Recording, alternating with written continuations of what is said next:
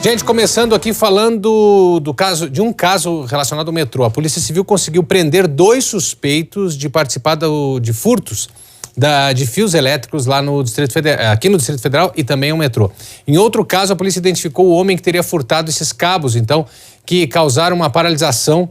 Esse furto acabou causando uma paralisação do serviço no dia 28 de fevereiro. Aí, cabo de comunicação e não elétrico. A polícia foi a caça e efetuou 2 das 3 prisões previstas para esta sexta-feira. Uma delas no interior da Bahia e outra na Vila Planalto. O alvo são suspeitos de furto de fiação em área pública na capital. Acusados de terem retirado todo este cabeamento, 500 quilos que faziam parte de uma instalação de uma companhia telefônica na região do Guará. Aconteceu no último dia 2 de março. As prisões desta sexta-feira são fruto de uma investigação que começou no início do mês, quando outros 2 homens foram presos com os 500 quilos de cabo apreendidos pela polícia. O furto de cabeamento é um crime que movimenta ladrões e receptadores em vários cantos do país.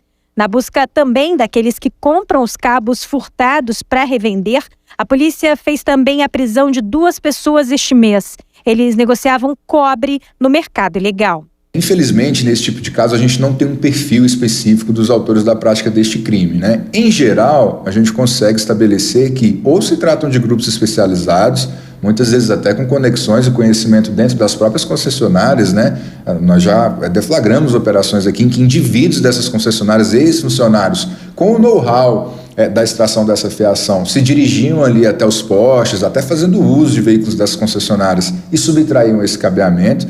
E nós já identificamos também pessoas em situação de vulnerabilidade, né? No caso, moradores de rua, que sabem que há um mercado ilícito para isso, uma demanda, e que acabam subtraindo aquela fiação ali de uma maneira até muito perigosa, né?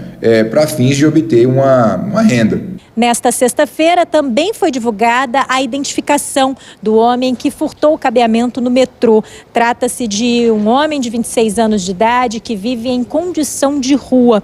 Ele foi ouvido pelos investigadores e depois liberado e vai aguardar alguma decisão da justiça em liberdade. O que ficou demonstrado em relação ao crime do metrô, né, ao furto de cabos do metrô, é que provavelmente esse rompimento foi causado por um indivíduo que entrou ali de maneira clandestina, né, e com o intuito de subtrair o cabeamento, rompeu aquela fiação da estrutura do metrô e subtraiu ali naquela ocasião 10 metros de fiação daquele sistema, né? Mas reafirmamos aqui que não foram encontrados elementos informativos que indiquem que esse indivíduo está associado ao grupo dos 500 quilos. Apesar de serem furtos de cabos, a caça ao cobre em instalações públicas pode gerar danos tão graves quanto o da paralisação do metrô. O impacto em hospitais públicos ou instalações de home care e outros serviços essenciais são um exemplo. A polícia faz uma operação contínua para impedir estas atuações. Fiscalizações serão feitas de maneira rotineira, né, em datas e locais incertos, de modo a fiscalizar estabelecimentos comerciais ou mesmo pessoas físicas que estejam ali envolvidas com o comércio irregular de compra e venda de cobre.